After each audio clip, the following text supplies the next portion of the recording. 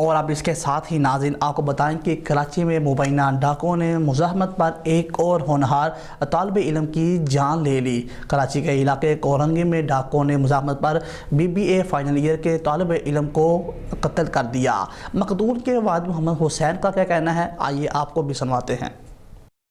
وقت کا نمازی اعتکاف میں بیٹھنے والا بچہ ہے اور اپنی کلاس کا سب سے اچھا اسٹوڈنٹ تھا، ٹاپ کے اوپر پوزیشن کے اوپر وہ اسٹوڈنٹ تھا، اور اللہ آپ کا بھلا کرے ابھی اس کی 6 تاریخ کو اس کی کتاب کی رونمائی ہے، اس نے اپنی اکاؤنٹنگ کی کتاب لکھی ہے اور وہ 6 تاریخ کو اس کے یار دوست آ رہے ہیں، اسٹوڈنٹ آ رہے ہیں اس کے کلاس کے، کوئی ملیشیا سے آ رہا ہے، کوئی کہیں سے آ رہا ہے، کوئی کہیں سے آ رہا ہے۔ 6 تاریخ کو تو اس کی رونمائی تھی جو اس نے اس تقریب میں شرکت کرنی تھی، اور شاید موبائل بھی وہ جو ڈکیت چھین رہے تھے وہ اس وجہ سے شاید اس نے دے دیا کہ وہ اس کے اندر اس نے پرنٹ جو بک کا پرنٹ جو تھا مین پیج تھا وہ اس نے رکھ رکھا تھا اپنے پاس، مجھے دکھا رہا تھا کہ پاپا دیکھو میں نے یہ ہے میری بک کا مین پیج۔ تو میں نے کہا بیٹا تو ہر سال کر دے، بولا نہیں پاپا یہی تو سیکرٹ ہے، یہ اسی ٹائم پہ جا کے دوں گا جب سب کے سب لوگ آئیں گے، جب میری کلاس کی رونمائی ہوگی میں اس وقت ان کو دوں گا تاکہ تب وہ لگائیں گے اپنی بک کے اوپر۔ ہمیں کیا پتہ تھا کہ یہ ظالم لوگ جو ہے نا، اور یہ حالت یہ ہو جائے گی۔ آج وہ بچہ اس دنیا کے اندر نہیں ہے جو پاکستان کے لیے اس نے کتاب لکھی،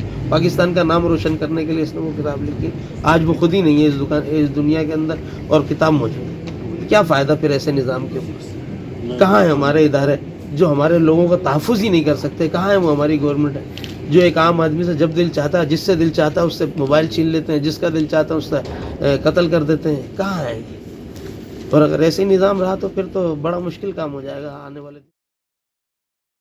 مقتول کے والد محمد حسین نے بتایا کہ لاریب گھر سے جم جانے کے لیے نکلا تھا، ڈاکوں نے موبائل فون چھیننے کی کوشش کی تو لاریب نے مزاحمت کی۔ لاریب کتاب لکھ رہا تھا کہ جس کا ڈیٹا اس کے موبائل فون میں تھا۔ بیٹے کی اگلے سال شادی بھی تھی۔